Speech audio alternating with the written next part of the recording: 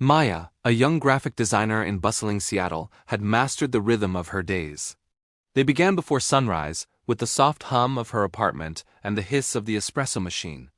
Mornings were for emails, afternoons for deadlines, and evenings for the quiet glow of her laptop, where colors and fonts danced beneath her fingers. She loved her work, the precision, the clarity, the sense of control it gave her. Yet, her world was fast, efficient, and often solitary. Conversations were brief, smiles polite but fleeting. She told herself it was enough, that she didn't need more. On one particularly rainy Tuesday, the city seemed to blur under sheets of gray. Drops of water drummed against the cafe window as Maya waited for her latte at the Daily Grind. She was scrolling through her inbox, checking off the next deliverable in her head, when something caught her eye. Outside, under the relentless drizzle, an elderly man struggled with a heavy box.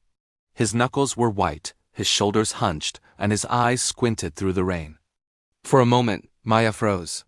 Helping someone was never part of her schedule. And yet something tugged at her chest, a quiet glitch in her otherwise seamless routine.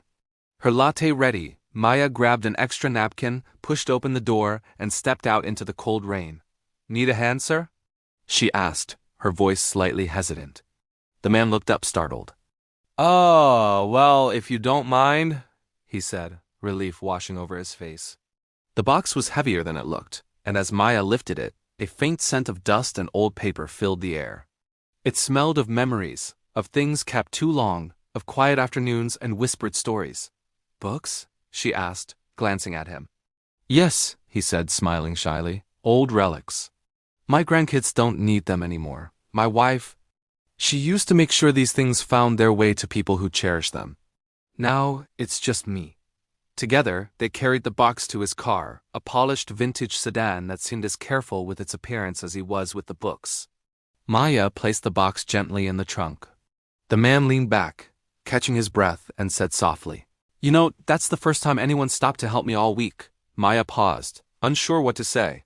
He smiled again, a quiet, gentle acknowledgement that felt bigger than words. "My wife. She always believed in small acts," he continued. Even if no one noticed, she said kindness had a way of multiplying. Inside the cafe, Maya sipped her latte, but something had changed.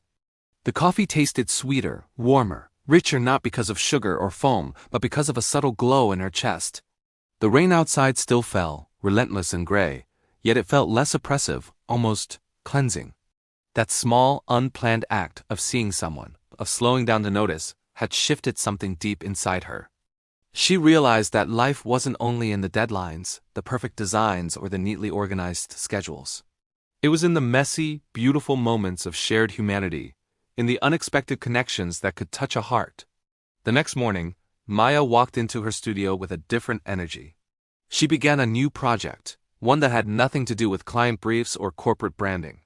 She designed simple window decals for local businesses, little reminders that encouraged kindness, a note to hold the door, a suggestion to smile at a stranger, a gentle nudge to pause and help someone in need. She distributed them freely, posting them where people would notice. Some smiled, some laughed, some simply paused for a moment of reflection.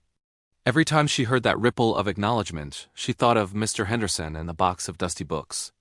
Weeks later, she walked past the Daily Grind again. Through the rain-speckled window, she saw him older now, but standing a little taller, helping a young mother carry groceries to her car. And in that instant, Maya understood fully. Connection wasn't found in perfectly executed projects or a meticulously planned day. It was in reaching out, in noticing, in taking a single small step that could set off waves far beyond what she could see. And she smiled, knowing that even the smallest act could make the world feel a little warmer, a little brighter. Moral. In a fast-paced world, true richness comes from slowing down to connect with others. Small acts of empathy, kindness, and attention can ripple far beyond the moment, reminding us that shared humanity is the most meaningful design we can create.